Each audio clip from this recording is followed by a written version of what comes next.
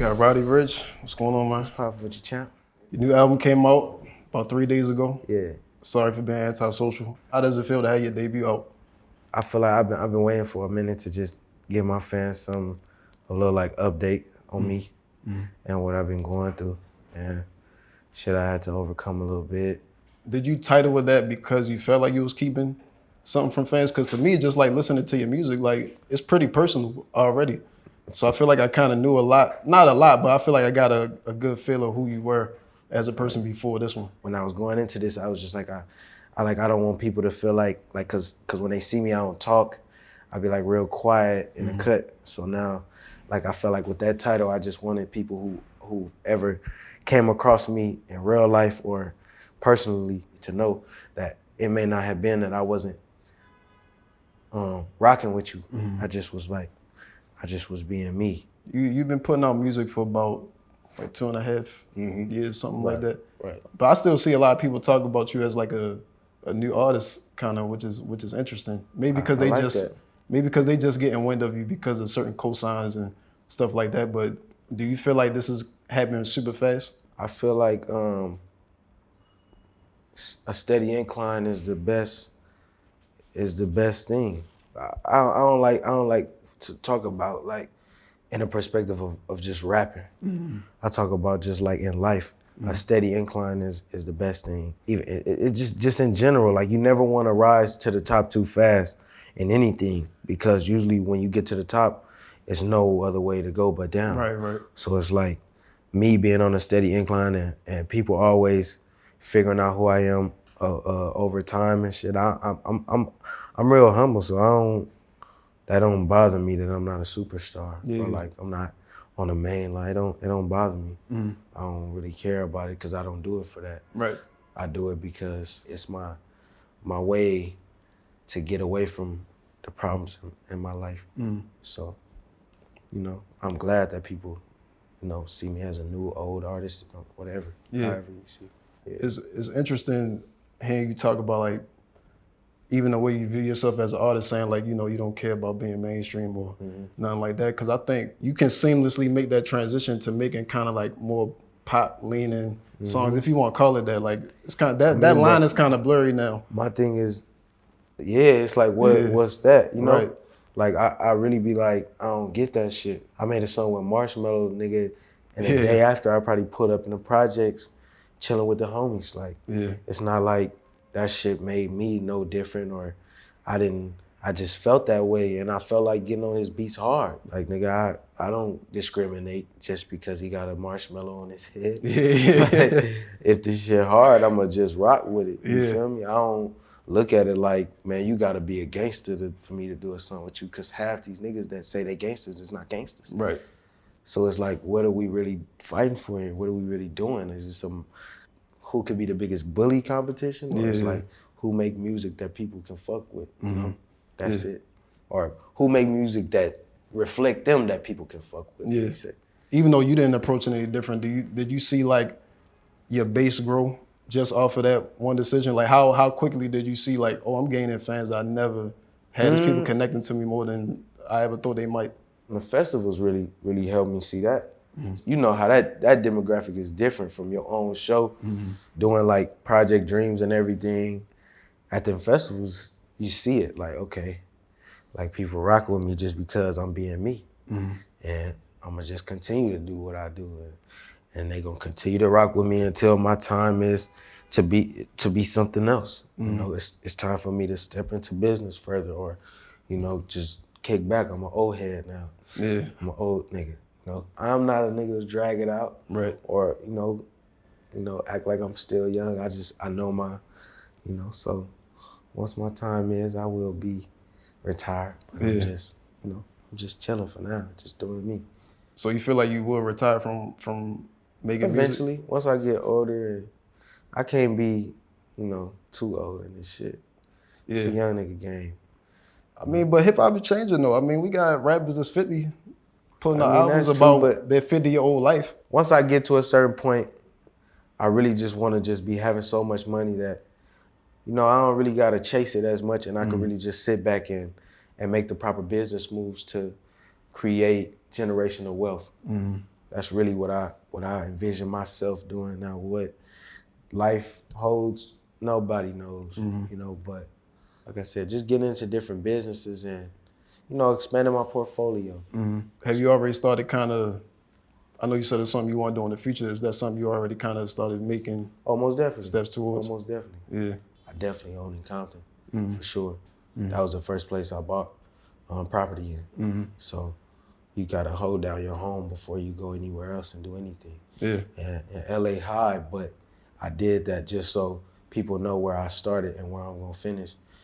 I bought in my community. I go in my community and we, you know, you gotta start where you from first and then push out, you know. Would you say those are lessons you learned maybe from spending time around Nip since he preached that so much, or was that something you kind of thought about before? Yeah, I mean, like I said, he not the type of person that's gonna just give you all the information. Like, you gotta go and learn yourself. But at the end of the day, he gonna plant them seeds. It's part of being prolific, you know. So with a guy like that, a nigga like that who just move like that, and you gotta respect him. Like, I felt like I had I had to do that. Yeah. You know, like I almost felt like I had a responsibility to buy carry my that on. own, buying my own city and really renovate and just do the things that was done before me. That was great. It's also amazing that you are tied to his legacy in more ways than one, because you nominated for 3 Grammys right now, 2 of those for Racks in the Middle. Yeah. It's interesting to talk to artists like how they feel about Grammy nominations, because obviously it's a big deal. But I feel like over the past few years, it's kind of like more conversations about like, we don't need to give these award shows so much power, blah, blah, blah. But how does it feel for you personally, like, to be acknowledged in that type of way? I mean, it feel cool. It feel good when you being acknowledged with great people. And coming from where I come from, when I got nominated, I ain't even really realized the scale of in which it was like, that shit crazy. Yeah. I don't want to say I take it too lightly, you know. I was nominated, you know. That's like being considered to be in the Hall of Fame in your rookie year. Yeah, it's crazy. Like, nigga, that's not heard of. And you got them nominations before the album even came out, which is You know. So it's like, just that alone, like, I've done something that, you know, before an album, like, I did this shit off a mixtape. I got nominated for a Grammy off a mixtape. Like, not off a mixtape, but off of mixtape Roddy. Yeah. That's a championship. Yeah. How do you look at, because you talked about like Feed the Streets being mixtapes, which is, it's interesting now because like that mixtape album, it's no different. It's no different. Because Feed the Streets to me, like it feel like an album. It's not like you playing around or like jacking for beats or like, you know, it's not just ass shaking music. I was though. I ain't gonna lie. Yeah, but I mean, like, I would say with the second one for sure, like Feed the Streets too. To me, it felt, because it's not only good music, it's music that you're learning about who you are as a person. This time around, I really made it adamant, like, cause last time, nigga, I got hot when I heard that shit. Like, man, I'm hot, nigga. I just spent all this time, and that shit just fucked up. But it was cool. It just was a learning experience for me to know that when I do this next shit that I do, I gotta make sure that I put my whole mind on this shit. Every day I'm just non-stop. Like, I'm going to the studio, then I gotta go back to the crib, go do these interviews, and go. Like, it was a day where I didn't sleep for like 2 or 3 days, but it was just like, I'm just doing all this shit. Cause like I said, I just tweeted this shit. It's like, you always gotta have a speak now, forever hold your peace mentality. I can't, like, I could sit in front of you and you like, damn, Roddy was a good artist. He did this, and this. His last project was weak. You'll never be able to say that about me. Right. Like, I'm gonna give everything I had on the last thing, because the next day my voice could be gone. I don't know what God got in store for me. So it's like, you gotta always speak to the people who listening to you like it's the last time you can speak to them. Yeah. You know what I'm saying? Thinking about that, one of the songs I like the most of the new album is Praying to the Trap God. Yeah. I like that one a lot. I feel like it's one of the more like introspective ones. Like, I can't remember what verse, it might have been a second. But it was a time where you were basically kind of like giving a rundown of like the different types of people you got in your family and all of that. And And then pretty much you go on to say like you gotta embrace all these different types of people because at the end of the day, family is family. And all that are those realizations you kind of came to like more recently? Most definitely. When you talk about those different walks of life, and you gotta always understand that people had mentalities and experiences before you was ever born. Family is the most important thing, whether it's blood or loyalty. There's two different types of family. There's loyalty family, there's bloodline family. That's something that I really hold really like high. And I respect a man who definitely holds his position down for the people who are around him. For sure. When I think about family, even kind of going to what you're saying, like it's kind of no point in getting mad about certain circumstances that's out of your control, because I feel like getting older, you can have a different relationship with family when you realize your family is just people. Look, I called my mama, or my mama called me. I was on the road. I was driving from Miami to Tampa, and we talked the whole time I was driving. It was probably one of the longest conversations I ever had with my mom. And I was talking to her, and she was just asking me, like, how do you do it? Like, how are you so free? How do you just wake up and just leave and do this and do that? And I was just telling her, like, I mean, you just gotta be. Like, do what you know you gotta do, as far as like my little brother and shit like that. And when you go about your day, I'm your son, I got your back. Go do whatever that makes you happy, because she never had that. You know, she always had to take care of me, or like to take care of my little brother, or take care of shit like that. And I wanted her to switch her role, because I have no responsibilities. You know? I wake up and I go do that. So that's my perspective. But she never had that perspective. She can't relate to it necessarily. So a parent is a person who brings you into this world, and since before you were here, they were here, they've made mistakes and had experiences. The only thing that a parent is here to do is tell you about their experiences, what they went through, what they did, all that type of shit, and teach you not to make those mistakes. I'm gonna be like God. I'm gonna tell you what's right and what's wrong, and then you make your decision. You know, as a parent, that's what you're supposed to do. As a kid or as a son, my job is to share my experiences with you, and whatever I could do to help you, that's what I'm supposed to do. As family, period. I could teach my grandfather something right now, and he 3 times my age. Because it could be somebody 10 years old that had to go through a million things in them 10 years I never even had to touch during these 21. It could be a 2-year-old that teach you something, bro. Yeah, for sure. War Baby is another one that really stick out to me. That's the album's outro. And I like that one because it's kind of like it's like an autobiography almost. It's kind of like tracking how you got to where you got, and then you ended with the gospel choir. I don't know if it's a choir or a group of singers, but when you were in the booth and doing that, you're like, damn, this will really be, I didn't. That wasn't initial. It wasn't an initial thought that we did. My cousin Ash, actually, we put the whole thing together. And he sing real well. He really be into, you know, just doing his thing. So I made the song, I played it for him.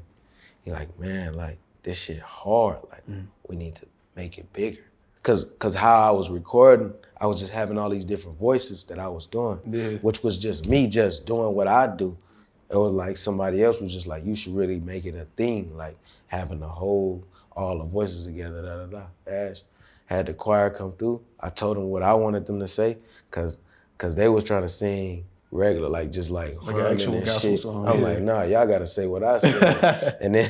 and then they was like, they asked me, what's a chopper? And they was like, what's a chopper? I'm like, man, that's a helicopter. I don't know. So it was fun doing that shit and really just having them sing something that was soulful. I feel like it didn't necessarily have to be church. If it's the truth, then people won't feel it. Yeah, it's soulful. You know, if it's the truth, then I feel like the Lord will let you sing that shit. Regardless of the words. Yeah. Why did you feel like a song like that, telling the kind of story that you was telling, was the proper way to end your debut album? That's how I feel inside. When I listen to all my songs, I get that feeling that people felt. You know, I was seeing, people were saying, my brother showing me that people were saying that they get chills and da-da-da-da. Like, nigga, we hear this shit and really feel that. Like, because that's really what I feel. Like, when I be singing all these songs and doing this, it's really chilling for me. But I really wanted people to feel what I feel. And so I felt like I triggered that, you know. Yeah. And you were talking about before you added the choir, you were just making those different sounds with your voice. And that was something I wanted to ask too, because it kind of, I'm assuming it might be the same way you approach just like. You from Baltimore? Yeah. I heard that. So. Yeah. I heard when you were singing like that, or just like your other songs when you do like the harmonizing and all that, I always wonder what drives you to making certain sounds, because you might go super high pitch on one of them, and then you know what I'm saying? Like I just be listening, like that's why I enjoy just singing along to your hooks, because I never know what's about to happen with your voice. I don't have a plan going into the shit, or I don't really think too hard, so that's really why. It could be anything. It could be random. It could be anything, you know? So I really want to be unpredictable. I interviewed Nip in like the end of January. And just randomly, I think I asked him like, what new artists you fucking with, or you inspired by any young artists? And like, you was the first one he named like without hesitation, but he was just like, just musically, he was like, this dude is so advanced as far as just like the sonic quality to his music. He was like, you never heard a young artist so early in their process being able to control their tone. Like he that. told me that. Oh, for real? Yeah, that was the first thing he said. He was like, you could really like hold a note, cuz. I'm like, yeah, it's cool. You know, but yeah, nah, he that nigga, man, he really admired the fact that, you know, I knew what I wanted to hear. You know? A lot of niggas they don't know what they want to hear. That's what he was saying. They make it by accident. Anything I ever do, I know what I heard. You know, I mean, I'm lying. Some shit I may do on accident, but you got an idea of where you want to go with it. Yeah. So. We like 3 weeks away from this whole decade ending. I ain't gonna ask you how you felt this whole decade, because you was probably like 9 years old or 10 years old in 2010. But is it like a general experiences and things you want to obtain or just like gain or grow as a person going into like this next decade? I want to make sure all my family is self-sufficient and they can maintain by themselves. Selfishly, I want to just take more time out for myself. You know, I lost so many people within this last decade. Like I said, the decade before that, I was a kid, innocent, didn't know much. But this last decade, I lost so many people. Hurt me so bad. Probably every year I lost somebody, you know? I just really just want to grow and, you know, just create my foundation and, you know, just build. That's mainly my whole scheme of things right now, just continuing to, you know, knock down the struggles as they come, because they gonna come. Right. You know, ready for the rain, the storm, and all that. Appreciate you, man. For sure. Thanks for the time. Appreciate you. Already. For sure. See, that was the best interview I ever For real? I appreciate that, bro. For sure. Already.